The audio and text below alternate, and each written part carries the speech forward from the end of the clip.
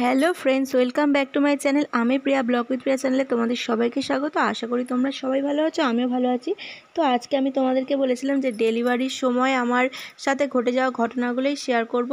তো যাই হোক, তো প্রথমে সকাল হতে না হতেই আমার প্রচণ্ড পেন শুরু হয়ে গেছিলো। তো সেই কারণের জন্য আমাকে সাথে সাথে গ্রামীণ হসপিটালে ভর্তি করা হয়েছে। তো যেহেতু আমার খুব পেন হচ্ছিলো, তো সেই হসপিটাল থেকে আমাকে ছাড়ছিলই না। তো বলছিল যে এখানে ডেলিভারি হয়ে যাবে।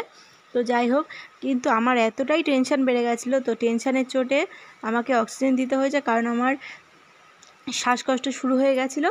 তো আমি বুঝতেই পারছিলাম না যে আমার খুব ভয় লেগে গেছিলো যে আমি কি করব, আমি ভেবেই পাচ্ছিলাম না।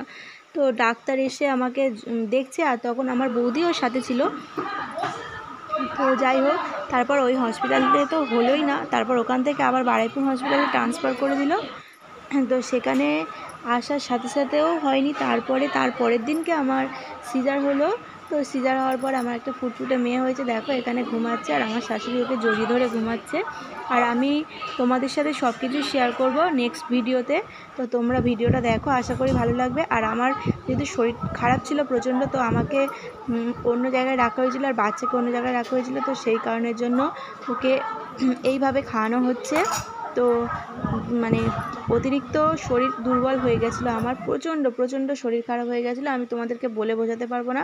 টানা কন্টিনিউ আমি ওখানে 10 দিন ছিলাম। আর প্রতিদিন তো বাড়ি থেকে সবাই দেখতে যেত, আসতো, সবাই থাকতো ওখানে। আর এই তোমাদের দাদাভাই আমাদের পুচকেটা 3 দিন পরে আমি পুচকেটাকে দিয়েছে আমাদের কাছে, যেহেতু জন্ডিসও হয়েছিল। তো সব কিছুই তোমাদেরকে বলবো পরের ভিডিওতে। এখন এই ভিডিওটা দেখো। মানে আমি এই ভিডিওটা বলতে বলতে আমার চোখ দিয়ে জল চলে আসছে। আমি বলে বোঝাতে পারবো না যে ওই টাইমে আমার সাথে ঘটে যাওয়া ঘটনাগুলো আমার সারা জীবন মাথার মধ্যে স্মৃতি হয়ে থাকবে। কারণ আমি মানে বলে বোঝাতেই পারবো না যে এই সময় মেয়েদের এতটা কষ্ট হয়, আর আমার সাথে এত এত এত কিছু খারাপ সিচুয়েশান আমার সাথে ঘটেছিল। তো আমি বলতেই পারবো না তোমাদেরকে, মানে বলে বোঝাতেই পারবো না। আর এদিকে দেখো আমার মা ওকে খাওয়াচ্ছে, আর আমি শুয়ে আছি। আমি সব কিছু তোমাদের সাথে শেয়ার করব অবশ্যই, কিন্তু আস্তে আস্তে শেয়ার করব।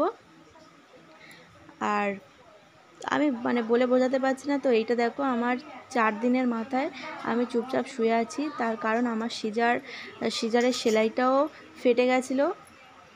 তো তোমাদের কি বলবো, ভিডিও তো করতে ইচ্ছাই করে না, কিন্তু তোমাদের সাথে না শেয়ার করলেও ভালো লাগে না।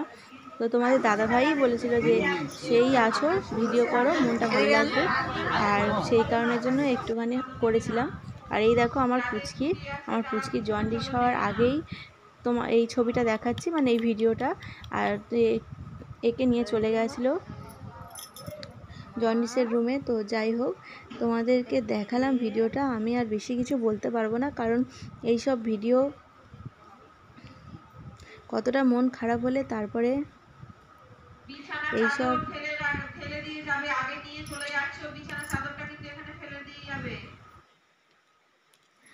তো যাই হোক, আমি আর কিছু বলছি না। আর এটা দেখো, আমি এখন অনেকটাই সুস্থ হয়েছিলাম। আর মানে আমি পুরো স্টপ মাইন্ডে হয়ে গেছিলাম। আমার সাথে যে এরকম এত কিছু হবে আমি সেটা ভাবতে পারিনি, কল্পনার বাইরেই ছিল আমার। আর কি বলবো তোমাদেরকে। আর